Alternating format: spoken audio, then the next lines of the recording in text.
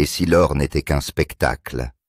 La question plane dans l'air glacial du Yukon comme un murmure que peut-être juste peut-être la promesse scintillante de la fortune n'est qu'une illusion éblouissante. L'équipe de Parker, une bande d'hommes et de femmes endurcis forgés dans le creuset de l'ambition et de paysages impitoyables, venait de subir une saison 15 brutale. Une saison qui a testé leurs limites et tiré leur endurance jusqu'au point de rupture et qui les a finalement vus manquer leur ambitieux objectif d'or, laissant tout le monde du spectateur occasionnel, au fan le plus dévoué, se demander si tout cela n'était pas un échec spectaculaire. Les caméras ont filmé chaque moment d'angoisse, chaque défaillance, chaque lueur de doute dans leurs yeux, dressant le tableau d'une lutte acharnée contre une nature indifférente. Mais alors que la dernière once d'or était pesée, que la poussière retombait sur une autre année exténuante, et que le moment était venu pour l'équipe d'être enfin payé, quelque chose de vraiment incroyable s'est produit. Les chèques qu'ils ont encaissés, les chiffres qui ont défilé sur leur relevé bancaire, étaient astronomiques, bien au-delà de ce que l'or récupéré aurait pu justifier. Il s'agissait d'une révélation financière qui défiait le récit même de leur quête télévisée, un secret chuchoté, non pas par le vent, mais par les chiffres froids et durs d'une fiche de paye. C'est beaucoup, et c'est beaucoup pour moi à traiter. Peut résonner une voix dans le silence d'une salle d'extraction vide, l'odeur persistante du diesel et de la terre humide s'accrochant à l'air. L'ampleur de la chose, la prime inattendue, serait une dissonance cognitive pour des esprits formés à assimiler directement l'effort au rendement, en particulier dans le monde brut et tangible de l'extraction de l'or. Ce n'est que le début de la bataille pour moi. Oui. La bataille n'était plus seulement contre le pergélisol ou les machines cassées. C'était un bilan interne, une lutte pour réconcilier la lutte visible avec la récompense invisible. C'était un témoignage des couches complexes qui se trouvent sous la surface, là où la poussière et la saleté des champs aurifères rencontrent le monde éblouissant, souvent opaque de la finance de divertissement. Et vous, le spectateur, l'observateur curieux, vous faites partie intégrante de cette bataille. Et vous avez aussi besoin de moi pour gagner la bataille. Je dois être votre plus grand supporter. Il ne s'agit pas seulement d'une histoire de recherche d'or, mais aussi d'une histoire de perception des courants cachés qui animent toute une industrie et du pacte tacite entre ceux qui travaillent et ceux qui regardent. Je pense que vous passerez un bon moment ici. Je pense que vous vous débrouillerez bien. Car comprendre les véritables mécanismes de cette opération, ce n'est pas seulement découvrir des secrets, c'est aussi apprécier la danse complexe entre le travail brut, l'ambition implacable et l'attraction magnétique de la narration. Il s'agit d'éplucher les couches d'un spectacle télévisé pour révéler le moteur économique complexe qui ronronne en dessous. Alors d'où vient tout cet argent supplémentaire? D'où viennent les dizaines, voire les centaines de milliers de dollars qui ont transformé une saison apparemment déficitaire en une manne personnelle pour l'équipe? La vérité, comme souvent, ne se trouve pas à la surface, mais profondément ancrée dans l'économie cachée de l'émission et dans le livre de jeux financiers secrets de Parker Schnabel. C'est un cours magistral sur l'entrepreneuriat moderne où l'industrie traditionnelle rencontre le pouvoir omniprésent des médias. Nous sommes sur le point de lever le rideau, de révéler les chiffres époustouflants et les vraies raisons souvent ignorées pour lesquelles l'équipe de Parker semble toujours gagner, même lorsque le nombre d'or, la mesure la plus tangible du succès, suggère qu'elle n'a pas été à la hauteur. Il ne s'agit pas seulement de l'éclat de l'or, il s'agit de l'éclat de l'argent froid et dur provenant d'une source totalement différente, mais inextricablement liée. Quand les millions ne suffisent pas, c'est une phrase qui semble presque paradoxale. Une complainte de ceux qui sont fabuleusement riches, mais qui résume parfaitement les normes impossibles à respecter dans le monde de Gold Rush. La saison 15 était censée être le tour de victoire de Parker Schnabel, le couronnement du jeune roi du Yukon. Lui, l'audacieux prodige qui avait transformé le modeste héritage de son grand-père en un véritable empire, s'était fixé l'objectif absolument insensé de 10 000 onces d'or. Ce n'était pas seulement un chiffre, c'était une déclaration, un défi lancé à la nature sauvage, impitoyable elle-même, et à ses rivaux. Pour bien saisir l'ampleur de cette ambition, mettons les choses en perspective. Il s'agit de plus de 600 livres d'or, pur et scintillant, un coffre au trésor, qui brillerait de près de 30 millions de dollars en valeur marchande d'aujourd'hui. C'est le genre d'objectif que l'on ne se contente pas d'atteindre, mais que l'on conquiert. C'est le genre d'exploit qui fait la légende, qui assure une place dans les annales de l'histoire minière et qui est chuchoté autour des feux de camp pour les générations à venir. Mais, comme on dit avec une sagesse née d'innombrables rêves brisés et d'espoirs gelés, le Yukon a toujours d'autres projets. La terre elle-même ancienne et indifférente affirme souvent sa volonté avec une finalité brutale, rappelant à l'homme la place fragile qu'il occupe dans son grand dessein. Dès le début, alors que la saison minière s'ouvrait dans la cacophonie des machines lourdes, les choses ont dérapé avec une efficacité rapide et brutale. Le temps, tyran capricieux sous ses latitudes septentrionales, s'est mis de la partie déclenchant des blizzards et un froid implacable qui mordait la peau exposée et s'infiltrait jusqu'à la moelle des os. Le permafrost, l'ancien sol gelé qui abritait l'or insaisissable, était plus épais qu'un mur de béton, défiant les excavateurs colossaux et leur arrachant les dents.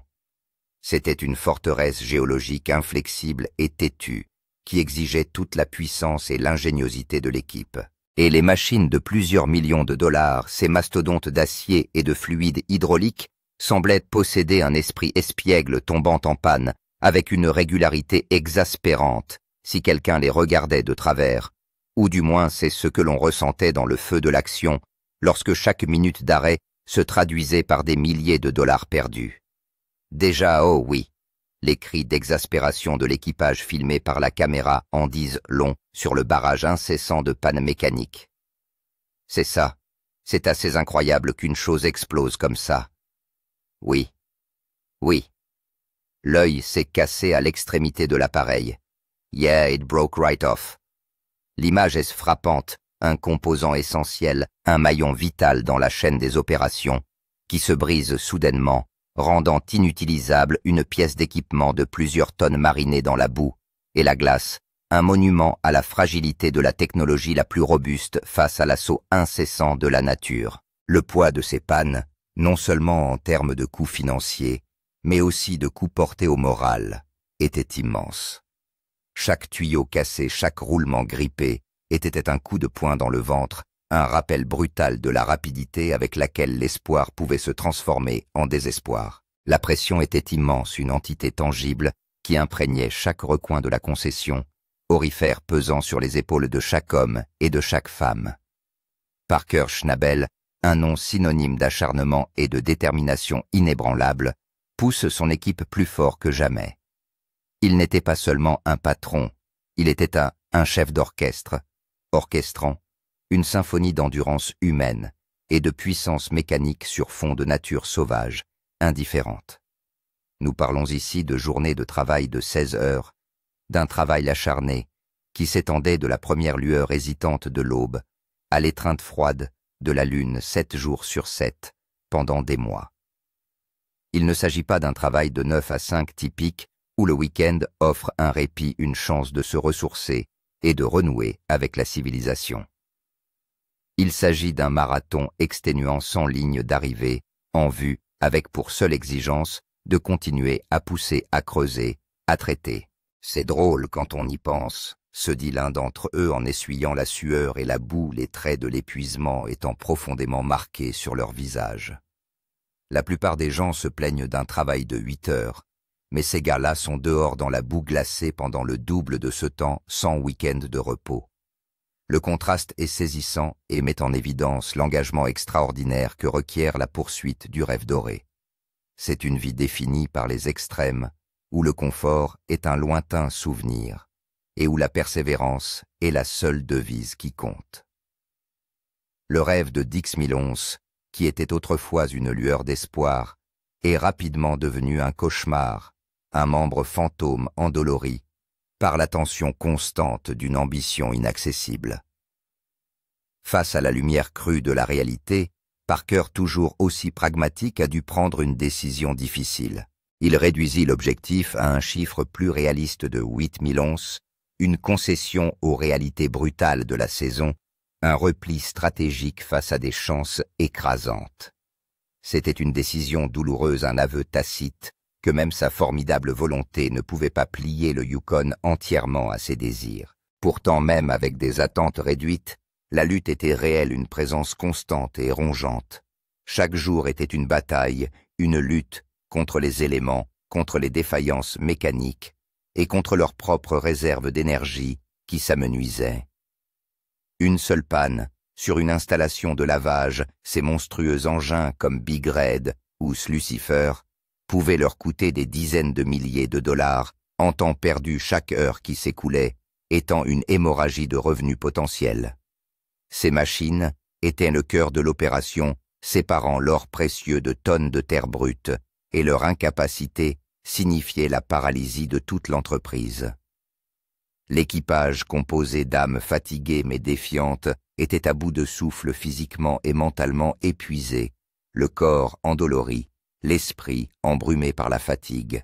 Ils se donnaient à fond, consacrant chaque once de force et de détermination à cette tâche monumentale, mais l'or n'apparaissait pas dans les quantités dont ils avaient désespérément besoin, se cachant obstinément dans le sol ancien. En fin de compte, après tout, le sang, la sueur qui a gelé sur leur front, et la boue omniprésente qui s'est accrochée à chaque botte et à chaque vêtement, la pesée finale a été un coup de poing, un moment d'anticlimax profond.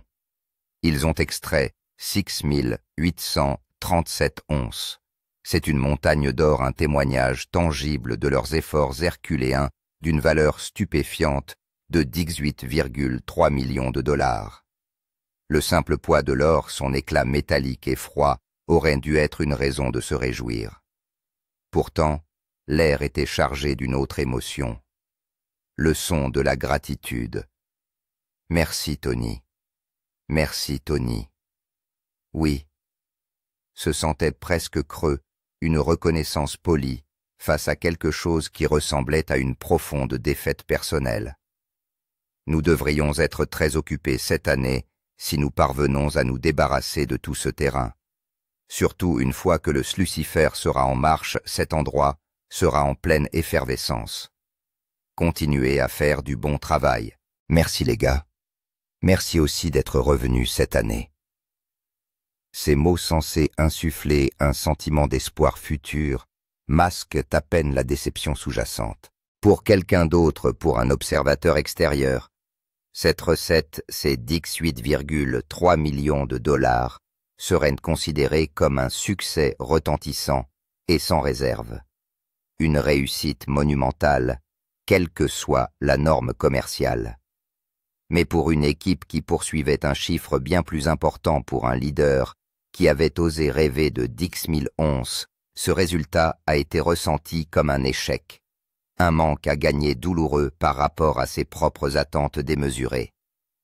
Pour la première fois en 14 années consécutives d'exploitation minière acharnée et triomphante, Parker Schnabel s'était fixé un objectif et, au vu et au su de tout le monde, ne l'avait pas atteint. L'expression de leur visage marquée par l'épuisement, la déception et une profonde lassitude en disait long. Ils étaient épuisés physiquement et émotionnellement, regardant une montagne d'or qui leur semblait plus petite que l'objectif qu'ils n'avaient pas atteint. Mais ce qu'ils ignoraient, et surtout ce que les millions de téléspectateurs ignoraient, c'est que le véritable salaire, la véritable mesure de la prime de leur saison, allait faire de cet échec apparent la plus grande victoire de leur vie.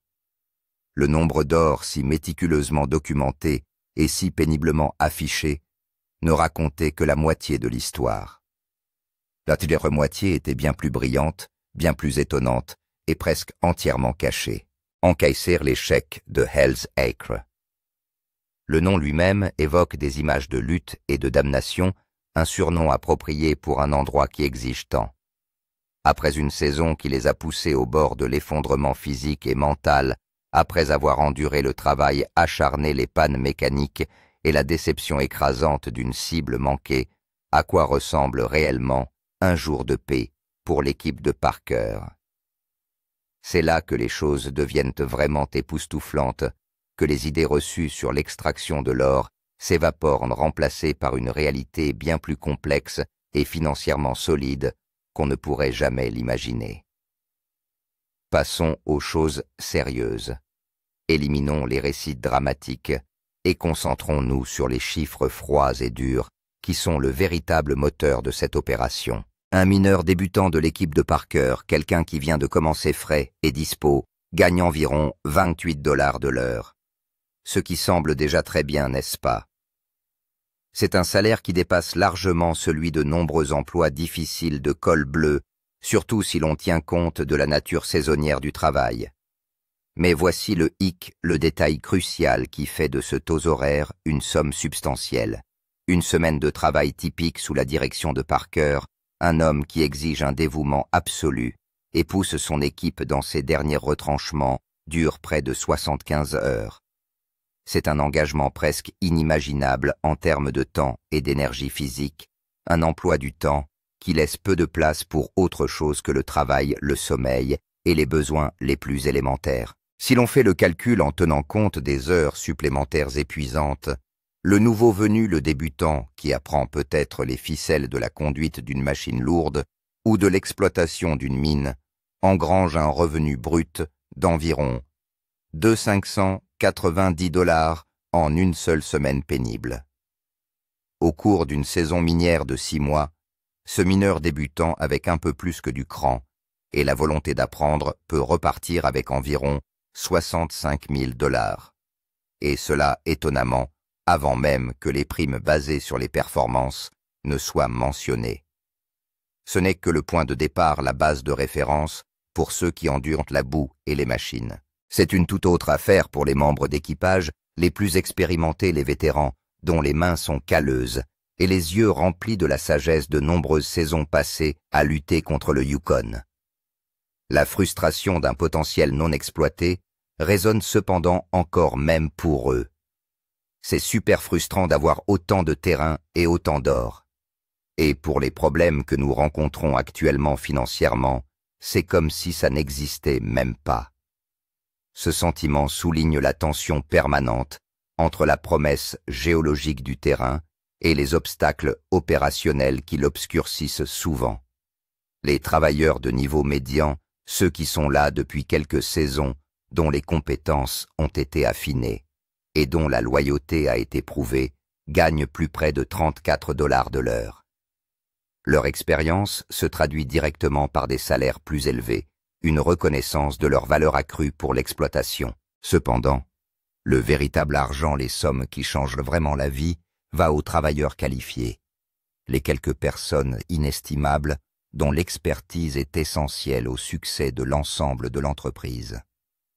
Ce sont les opérateurs de machines lourdes, les maestros des excavatrices et des bouteurs qui peuvent manœuvrer des équipements de plusieurs tonnes avec la précision d'un chirurgien.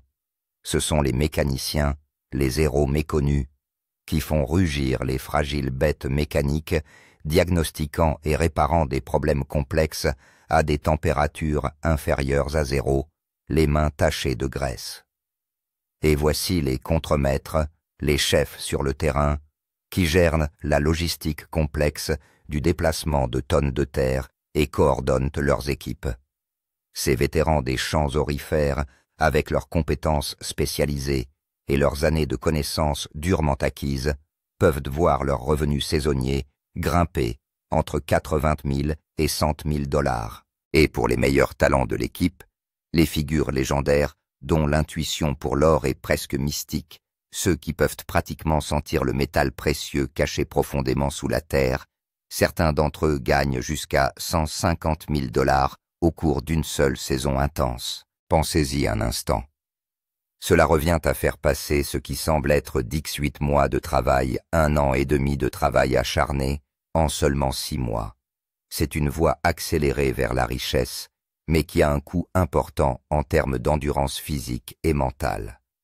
Le salaire est incroyable, une motivation puissante pour endurer de telles épreuves, mais il est gagné, vraiment gagné, chaque centime, par la seule force de la volonté et un engagement inébranlable dans le travail. C'est un témoignage de l'adage, selon lequel si vous voulez récolter des récompenses extraordinaires, vous devez être prêt à faire des sacrifices extraordinaires. En plus de cette rémunération déjà impressionnante, Parker offre gratuitement le logement et les repas à l'ensemble de l'équipe pour toute la saison. Dans un endroit aussi isolé et impitoyable que le Yukon, où les commodités sont rares et les coûts exorbitants, cet avantage à lui seul permet à chaque travailleur d'économiser des milliers et des milliers de dollars. Imaginez le cauchemar logistique et les dépenses nécessaires pour nourrir et loger des dizaines d'hommes et de femmes au milieu de nulle part pendant 6 mois, c'est une entreprise monumentale qui souligne l'engagement de Parker envers son équipe. Il ne s'agit pas seulement d'un avantage généreux, mais d'une décision stratégiquement brillante d'une offre groupée qui fait que les heures de travail brutales en valent la peine, transformant l'épuisement pur et simple et les efforts incessants en un compte en banque bien garni. Ce système de soutien complet transforme une main-d'œuvre transitoire en une unité cohésive, les liant non seulement par un salaire, mais aussi par une expérience partagée de confort et d'attention dans un environnement autrement désolant. Il s'agit d'un investissement calculé dans son capital humain, sachant qu'une équipe bien nourrie et logée est une équipe productive et loyale. Fraternité prime et honnêteté brutale. Tels sont les piliers sur lesquels Parker Schnabel a bâti sa main-d'œuvre fidèle et durable. Soyons réalistes. On n'endure pas des journées de 16 heures dans le Yukon glacial couvert de boue et aux prises avec des machines en panne juste pour un salaire horaire décent, même si cela paraît bien sur le papier. Il se passe quelque chose d'autre ici, une dynamique puissante, un jeu nuancé d'incitation et de relations qui fait que l'équipe de Parker revient année après année, saison après saison brutale. Cela commence par une stratégie simple mais profondément brillante, son système de primes basé sur les performances. Parker, homme d'affaires, avisé, doté d'une compréhension intuitive de la nature humaine, sait que pour que son équipe fonctionne à un rythme surhumain et se surpasse, elle a besoin de plus qu'un simple salaire. Ils ont besoin d'un enjeu, d'un lien direct et tangible entre leur effort individuel et la récompense collective. Plus ils extraient d'or du sol, plus la prime de fin de saison est importante. Ce système transforme ingénieusement un travail exigeant en une mission passionnante, en alignant les objectifs de chacun de l'opérateur de l'excavatrice au préposé à la station de lavage sur l'objectif primordial de devenir riche. Chaque once d'or qui brille dans la boîte à vannes n'est pas seulement un profit pour Parker. C'est de l'argent directement dans leur poche, un dividende direct de leur sueur et de leur labeur. Cela crée un sentiment inégalé d'objectifs communs, un élan collectif qui transcende le simple emploi, le transformant en une quête communautaire aux enjeux considérables. Cependant, ce système, bien qu'incroyablement motivant, n'est pas un billet d'or pour tout le monde. Il existe un clivage clair, une hiérarchie interne stricte, basée sur la perception de l'impact direct sur la récupération de l'or. Des postes comme celui de chauffeur de camion de nuit ou d'ouvrier débutant, bien qu'absolument essentiels au bon fonctionnement de l'exploitation, ne donnent pas toujours droit à ces primes basées sur les performances. Leur travail est essentiel, il constitue l'épine dorsale logistique de toute l'entreprise, mais il n'est pas perçu comme ayant un impact direct sur le total d'or de la même manière que celui des opérateurs des stations de lavage ou des excavateurs qui découvrent la terre payante. C'est une dure réalité du métier, un calcul pragmatique qui crée une hiérarchie interne où certains ont la chance exaltante de gagner une petite fortune en plus de leur salaire, tandis que d'autres sont limités à leur salaire horaire. Cette division, tout en créant potentiellement une tension subtile, est acceptée comme faisant partie de l'accord, comprise comme la nature d'un environnement méritocratique axé sur le rendement. Pourtant, même pour les personnes dont les primes sont limitées ou inexistantes, Parker a mis en place un système qui favorise une loyauté intense, un lien qui va au-delà des chiffres sur un chèque. Il est connu pour être direct, transparent et juste des qualités très appréciées dans tout environnement exigeant. Il n'y a pas de secret, pas d'intention cachée, pas de machination politique. Ce que vous voyez est ce que vous obtenez. Si vous n'êtes pas satisfait, si le rythme est freiné ou les conditions difficiles sont trop difficiles, la porte est toujours ouverte. Vous êtes libre de partir sans rancune. Mais si vous choisissez de rester, si vous vous engagez dans la mission, il prend soin de vous, non seulement avec de l'argent, mais aussi avec du respect et un sentiment d'appartenance. Pour moi, c'est comme ne pas manquer d'argent parce que le temps coûte de l'argent, n'est-ce pas? Et je ne sais pas si c'est la bonne chose à faire, mais je sais que ce que nous faisions n'était pas bien. Cette citation, empreinte d'une honnêteté pragmatique, met en lumière la philosophie opérationnelle de Parker. L'efficacité et la stabilité financière sont primordiales, et il est prêt à s'adapter et à changer de cap si quelque chose ne fonctionne pas, tout cela pour protéger l'intégrité de l'exploitation et les moyens de subsistance de son équipage. C'est là qu'intervient le véritable génie de son opération, au-delà des mécanismes visibles de l'exploitation minière, les avantages tacites, les liens intangibles. Loger et nourrir gratuitement toute une équipe dans l'un des endroits les plus reculés et les plus inhospitaliers de la planète n'est pas un simple avantage. C'est un monstre logistique et financier. Ces coûts qui s'élèvent facilement à des centaines de milliers de dollars sortent directement de la poche de Parker, ce qui représente un investissement substantiel que la plupart des employeurs traditionnels hésiteraient à accepter.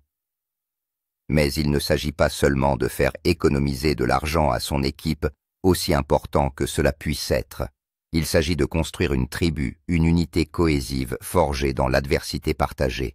Lorsque vous vivez, mangez et respirez de la boue ensemble pendant 6 mois d'affilée, lorsque vous affrontez des pannes mécaniques, des conditions météorologiques difficiles, et la pression constante du nombre d'or côte à côte, vous créez des liens plus forts que n'importe quel contrat de travail. Ce sens de la communauté, cette fraternité forgée dans la boue gelée, est ce qui permet de garder le moral lorsque les machines tombent inévitablement en panne, lorsque l'or s'obstine à disparaître de la boîte à vannes, et lorsque la fatigue menace de l'emporter. C'est le ciment qui maintient l'ensemble de l'opération, transformant une collection d'individus en une famille résiliente et interdépendante. C'est la raison pour laquelle nombre de ces hommes sont restés farouchement loyaux pendant des années, certains ayant passé près d'une décennie ou plus sous le commandement de Parker. Le salaire généreux est certainement ce qui les attire dans les coins reculés du Yukon, mais le respect mutuel, la camaraderie, la lutte commune et la loyauté profonde qu'ils éprouvent pour Parker sont ce qui les fait finalement rester endurant les épreuves pour quelque chose de plus profond qu'un simple salaire. Mais même ces énormes salaires, ces revenus saisonniers, à 6 chiffres qui dépassent déjà de loin ce que beaucoup de gens gagnent en une année entière, ne sont que la partie émergée de l'iceberg, une simple fraction du véritable tableau financier. Il existe un secret plus profond, une source de revenus plus brillante qui éclipse l'or qu'ils extraient méticuleusement du sol, le salaire secret de la télévision qui éclipse l'or. Voici le secret qui change tout, la révélation la plus importante qui recontextualise l'ensemble de la narration de la ruée vers l'or. L'or qu'ils extraient du sol, les onces comptabilisées, avec une telle tension dramatique à l'écran, n'est qu'une partie de leur revenu global. C'est le produit visible et tangible de leur travail, la justification de leur présence au Yukon. Mais la véritable machine à fric, le moteur qui alimente ces salaires extraordinaires et sous-tend l'ensemble de l'opération, c'est l'émission de télévision elle-même, Gold Rush, la ruée vers l'or. Le fait d'être un personnage central de l'une des émissions de télé-réalité les plus populaires et les plus anciennes de Discovery Channel s'accompagne d'un salaire, d'un flux de revenus si substantiel qu'il fait passer les salaires des mineurs, aussi généreux soient-ils, pour de la menue monnaie en comparaison. C'est l'ultime facteur de surprise, la vérité profonde que la plupart des téléspectateurs, pris dans l'engrenage de la chasse à l'or, ne considèrent même pas. C'est la couche cachée de l'oignon qui, une fois épluchée, modifie la perception de chaque défi, de chaque échec, de chaque triomphe. Décortiquons ces chiffres absolument stupéfiants pour bien comprendre l'ampleur de cette révélation financière. Pour les patrons des mines, les figures emblématiques dont les noms sont synonymes de la série, Parker Schnabel, le jeune prodige, Tony Beats, le roi du Klondike, à l'humour pince sans rire, et Rick Ness, l'ancien batteur devenu mineur. La rémunération par épisode est estimée entre 25 000 et 30 000 $.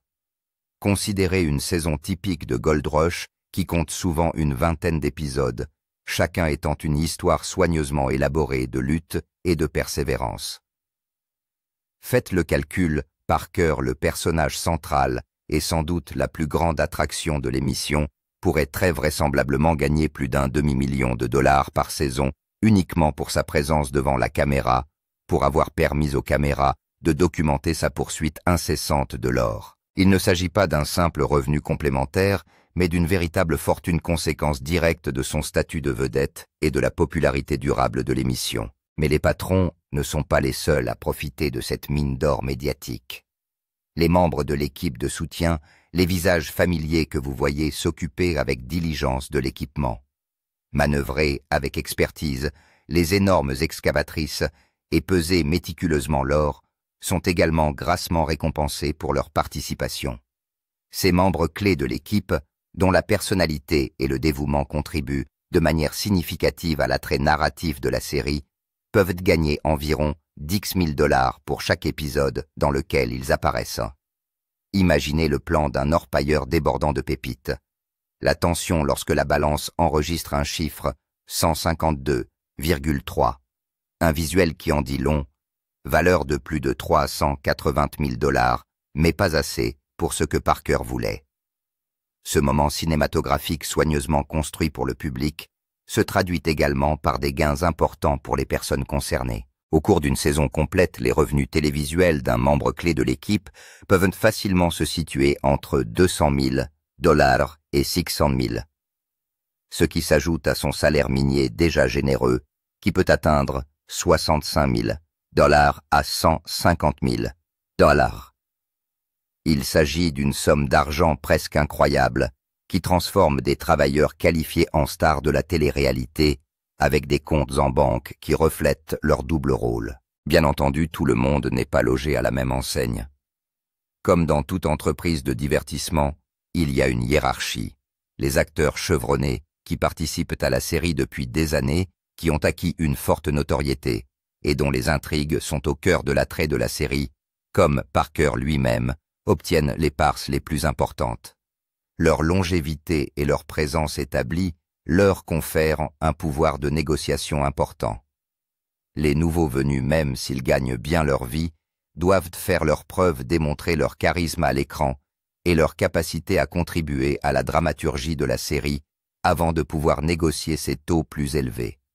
C'est ainsi que fonctionne le secteur du divertissement, un mélange de talent, d'ancienneté et de valeurs marchandes. Cette source de revenus secrète recadre complètement l'émission, la transformant d'une entreprise minière purement brute et sans artifice en une entreprise hybride où la recherche de l'or est entrelacée avec la production d'une télévision captivante.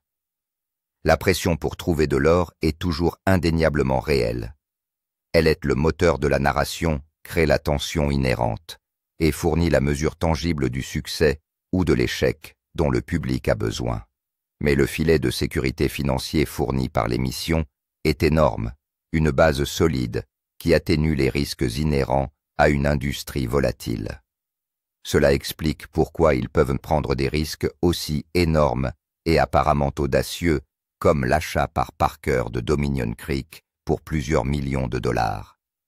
Elle ne se contente pas de parier sur l'or dans le sol, une proposition risquée, même pour les mineurs les plus expérimentés. Ils misent tout autant, sinon plus, sur le drame que représente cette quête sur l'histoire humaine, fascinante, d'ambition, de lutte et de persévérance qui captive des millions de personnes. Et pour la chaîne de télévision, pour Discovery Channel, Ce drame, cette histoire humaine vaut littéralement son pesant d'or. Il s'agit d'une relation symbiotique, l'or fournit l'authenticité et le cadre, tandis que la production télévisuelle apporte la stabilité financière et la plateforme mondiale, créant ainsi un écosystème autonome de richesse et de divertissement. Mais qu'en est-il de la fortune personnelle de Parker plus qu'un mineur, le PDG de l'or? Il est presque difficile de le croire lorsqu'on prend un peu de recul et qu'on examine véritablement l'extraordinaire trajectoire de Parker Schnabel. Il n'était pas seulement le petit-fils d'une légende, un jeune homme héritant d'un héritage. C'était un adolescent à peine sorti du lycée qui s'est emparé d'un héritage familial en ruine et qui, avec une intensité et une perspicacité presque terrifiantes, l'a transformé en un empire scintillant et plaqué or. Il a transformé une petite entreprise en un mastodonte de plusieurs millions de dollars, un exploit qui serait impressionnant pour n'importe quel homme d'affaires chevronné, sans parler d'un homme aussi jeune. Mais quand est-il devenu la puissance minière, l'entrepreneur infatigable et la personnalité de la télévision que nous connaissons aujourd'hui? Il faut remonter à la saison 9, une année charnière qui a cimenté son statut. Cette année-là, il ne s'est pas contenté de répondre aux attentes. Il les a complètement brisées, laissant ses rivaux dans la poussière et stupéfiants, même les vétérans de l'industrie minière les plus blasés. Pouvez-vous imaginer extraire plus de 700-400 onces d'or d'un sol impitoyable, un volume presque inconcevable de métal précieux? Cette récolte n'était pas seulement un record, c'était un événement sismique dans le monde de l'extraction de l'or, d'une valeur de plus de 8 millions de dollars. Les chiffres énoncés, avec un mélange d'admiration et d'épuisement, sont devenus légendaires. Le total de notre saison, car notre or est de 7000 onces, est de 7427,25 onces. Et à partir de ce moment, Parker Schnabel a tout simplement refusé de regarder en arrière, les yeux fixés sur l'horizon, toujours plus loin, toujours plus haut, jour. Mais s'agissait-il d'un coup de chance, d'une saison unique, d'une anomalie dans le monde imprévisible de l'exploitation aurifère? L'année suivante, défiant tous les pronostics et la volatilité inhérente à l'industrie, son exploitation a dépassé la barre des 10 millions de dollars, ce qui témoigne de sa capacité constante à s'adapter, à innover et à tirer le maximum de valeur de ses concessions. Ce qui est peut-être encore plus révélateur, c'est sa performance lorsque le monde entier s'est arrêté pendant la fermeture mondiale, une période d'incertitude économique sans précédent et de paralysie opérationnelle pour d'innombrables entreprises. Remarquablement, l'équipe de Parker ne s'est pas contentée de survivre. Elle a prospéré, faisant preuve d'une résilience et d'une capacité d'adaptation incroyable. Ils ont récolté la somme stupéfiante de 7500 onces, ce qui s'est traduit par un chiffre d'affaires stupéfiant de 14 millions de dollars, un témoignage de son leadership et du dévouement inébranlable de son équipe, même dans les circonstances les plus éprouvantes. Les chiffres sont astronomiques et donnent une image d'une croissance incessante et d'un succès inégalé bien loin de l'exploitation minière moyenne. Mais cela nous amène à la vraie question, celle qui reste dans l'esprit de beaucoup avec tout cet or qui sort du sol année après année, avec des millions et des millions de revenus générés, que gagne Parker lui-même. Quel est son salaire personnel pour le simple volume d'or qu'il extrait? Des sources, rassemblant diverses estimations et des informations sur l'industrie, suggèrent que pour la seule opération minière, son salaire personnel se situe quelque part entre 600 000 $ et 1 million de dollars par saison. C'est sa récompense pour l'immense risque qu'il prend, pour le leadership qu'il exerce et pour le dur labeur que représente la gestion d'une entreprise aussi complexe et aux enjeux aussi importants. Mais si vous pensez que c'est la fin de l'histoire, si vous croyez qu'1 million de dollars par saison provenant de l'exploitation minière est la somme totale de sa richesse, vous ne voyez qu'une pièce d'une machine financière beaucoup plus vaste et complexe. Qu'en est-il de son énorme salaire à la télévision du demi-million de dollars que nous avions estimé qu'il gagnait grâce à la ruée vers l'or? Il faut y ajouter tout un portefeuille d'autres sources de revenus qui font de lui une marque mondiale plus qu'un simple mineur. Il s'agit de parrainages lucratifs avec des fabricants d'équipements lourds ou des sociétés d'approvisionnement minier désireux d'associer leurs produits à son image de réussite et de détermination à toute épreuve. Il y a les ventes de marchandises allant des vêtements de marque aux souvenirs sur le thème de l'exploitation minière qui capitalisent sur son image populaire. Il perçoit sans aucun doute des redevances télévisuelles sur les rediffusions et la syndication internationale de Gold Rush, ce qui prolonge ses revenus bien au-delà de la diffusion initiale des épisodes. Et puis il y a les apparitions payées d'invités, les conférences et autres opportunités médiatiques qui tirent parti de son statut de célébrité. Si l'on additionne sa part des bénéfices de l'exploitation minière, son salaire substantiel à la télévision et son portefeuille diversifié d'autres entreprises, la valeur nette de Parker Schnabel est estimée à plus de 10 millions de dollars.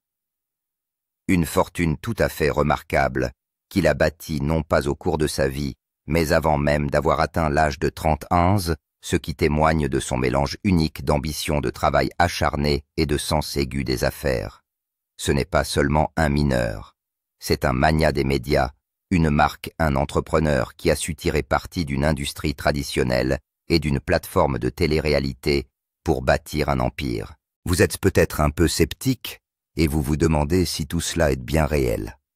Un équipage est-il vraiment payé autant pour ce qui semble être une tâche difficile, mais finalement couronnée de succès? Un jeune homme comme Parker est-il vraiment à la tête d'une opération de plusieurs millions de dollars et en sort-il millionnaire année après année, défiant les probabilités? Il est tentant de voir les chiffres taper à l'œil, de contempler l'or scintillant et de penser qu'il s'agit d'un chemin facile vers la richesse. Une chose sûre pour ceux qui sont prêts à se salir les mains. Mais si nous nous arrêtons là, si nous nous laissons captiver uniquement par les immenses récompenses, nous passons à côté du détail le plus important, le poids écrasant du risque qui sous-tend chaque facette de cette opération. Chaque centime de l'opération, chaque dollar dépensé, repose en fin de compte sur lui, sur Parker Schnabel. Il est le garant ultime, celui qui porte le fardeau financier, le coût astronomique du carburant.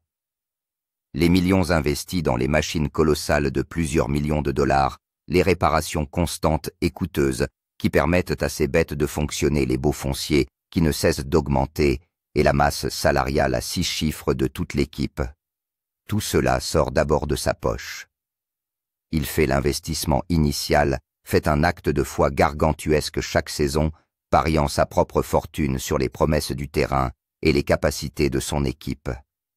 Si la saison est vraiment catastrophique, si l'or n'est tout simplement pas là, ou si une série de pannes insurmontables paralyse les opérations, l'équipe est quand même payée.